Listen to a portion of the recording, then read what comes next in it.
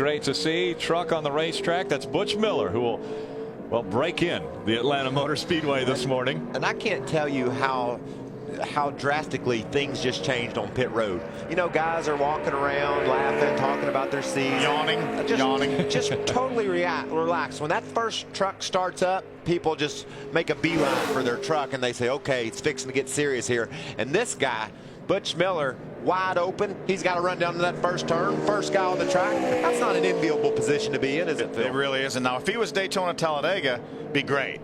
You know, no problem to go out there and run wide open. But to try to do that at this racetrack, I mean, you know, we talked to Kyle and he said, yeah, we're going to run wide open. Ron Horner, they said, yeah, to Ricky Carmichael, you're going to run wide open. But that doesn't mean it's easy to do. That's right. They told Gabby DiCarlo to go do it yesterday. And it wasn't easy. She said, okay, I'll do it. And then I'm sure she went in and said, why'd y'all make me do that? It didn't work.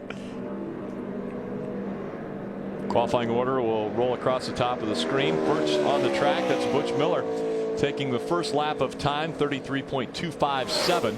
That's almost exactly what he ran in practice yesterday, within about 0.03 of a second of that. See if he picks it up a little bit. Got some confidence in the track, was able to run the same time as he ran yesterday, so he might be able to lean on her a little bit more. Squeeze a little bit more out of that truck. Remember, 36 trucks here, Rick. I'm sorry. And then all trucks will make the race, so no sense taking any chances, especially with that first lap on.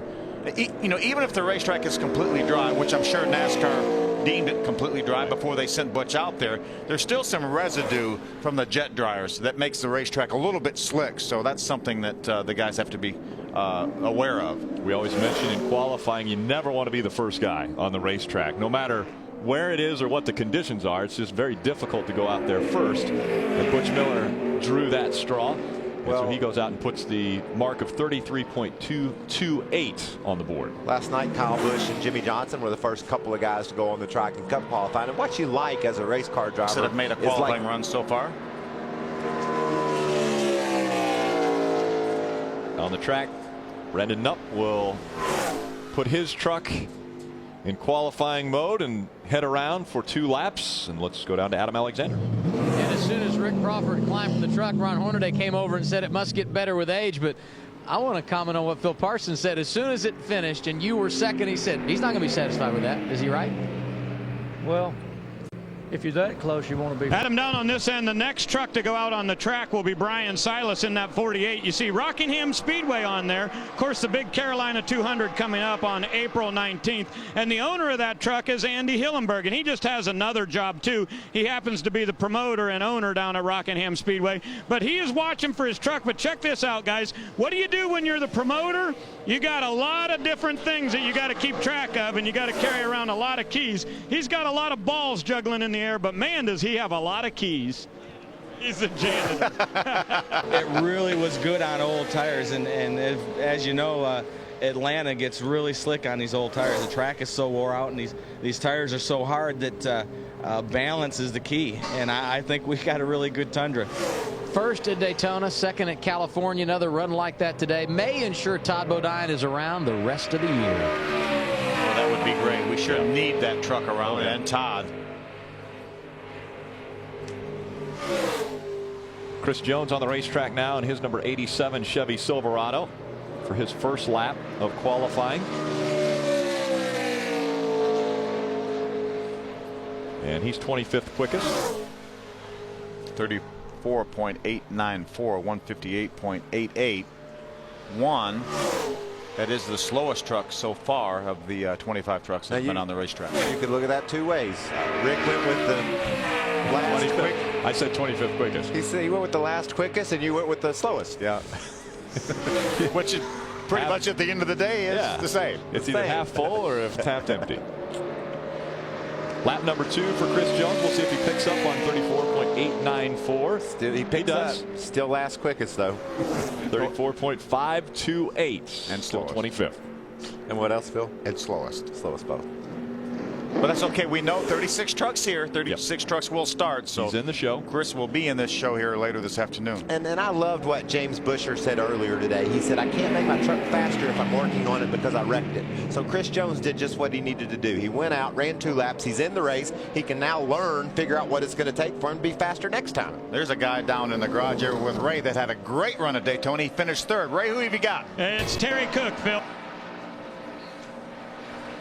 Welcome back. Qualifying continuing for the NASCAR Camping World Truck Series as Clay Rogers rolls off of the racetrack. He was 23rd quick in his qualifying effort. Now it's time for Mike Skinner to take his try at the mile-and-a-half racetrack. And whenever you talk about qualifying, you've got to mention Mike Skinner as a possibility for the pole against Ford. Mario Goslin on the racetrack for his qualifying effort. You know, truck to that 72 of Clay Rogers. Looks just like it. Very similar. You know, it would take you 36 days and 1 hour to walk from Seattle to here. To Atlanta?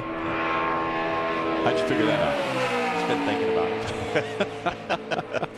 Random thoughts with Michael Waltrip. Mario Goslin from Canada. I wonder how long it would take to walk from Quebec where Mario's from. Good question. Let's put you on that. Let me ponder that for a bit, and I'll come back to you, Russell. By the way, neither one of us are named Russell, so he's talking about Russell Winrich, who sits next to us up here and is the smart one of the group. Look at the attitude of that truck. They got it figured out. Yeah, right down there on the racetrack. That's what we were looking for from Skinner. His truck wasn't quite like that, even though he ran extremely well and qualified 7th. And I like the line Skinner was able to take. I mean, he tucked that truck right to the bottom, and when it handles that good in qualifying, could be a truck to watch this afternoon. So Mario finishes up his qualifying effort. He's 26 quick. Again, coming up, Terry Cook and Kevin Harvick still to qualify. Coming off the racetrack, Norm Benning in the number 57 Chevy Silverado. He was 31st quickest of 31 that have been on the track. Phil, do you want to correct me on that? He's also the slowest. Okay, I was just making sure Eric we're and I on the just started same working together, and it's going to take a little bit of time to figure it out and figure out what each other wants. And you know, we got the thing down yesterday in practice, and it picked up about 3/10, which that would have put us right in the hunt right there. But we really couldn't make it feel like it was going to race good like that. So we kind of went back to this setup. I think we'll race okay. I don't know that we're a threat, but I'm excited just to drive this truck. It's an honor to drive it. They put a lot of pride in these things, and we're going to get better. And the theme at Daytona a few weeks ago, new teams working together. That's what they're doing in the 5 camp.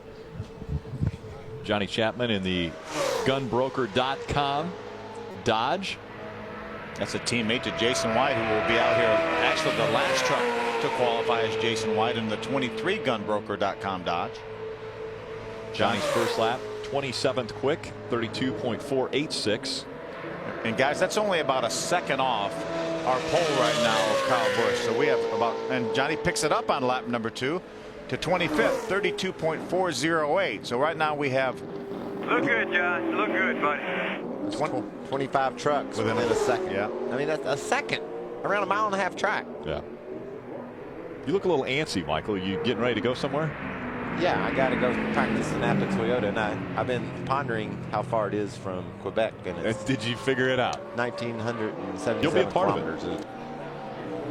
Brent Raymer's shot at the racetrack now in the number 85. If you remember back at the beginning of the season, Brent Raymer coming out of turn number 2 Daytona got a little bit loose, and right up into the wall he goes. What a hard hit this was. Just take a look back. Look right at your screen. Hard hit in the outside wall, and he's not done yet. The throttle is hung. Watch, he's going to hit the outside wall. And the problem with that second hit is everything had already been crushed, so that was just solid into the engine. Yeah. But fortunately, we saw Brent walk away to the ambulance. Watch his second hit. Incredibly hard. You see him right there walking away to the ambulance, and guess what, guys? He's here racing. He's here, and he's on the racetrack, and he's qualifying. So Brent Raymer across the finish line for lap number 1, 32.697. That's 30th quick. He slides up the racetrack a little bit down there in 1 and 2. Not quite able to keep that truck down. where you would like to. Here's another one where the splitter's probably 2-3 inches off the racetrack going down the straightaway. Gets a little bit closer through the turns, but still riding pretty high in the air. Yeah, and that's indicative of a conventional setup. You know, very stiff springs in the front to keep the truck up off the racetrack, not the coil bind setup. Moves up a spot, 29th quick for Brent, and that will leave one driver remaining to qualify, and that is Jason White.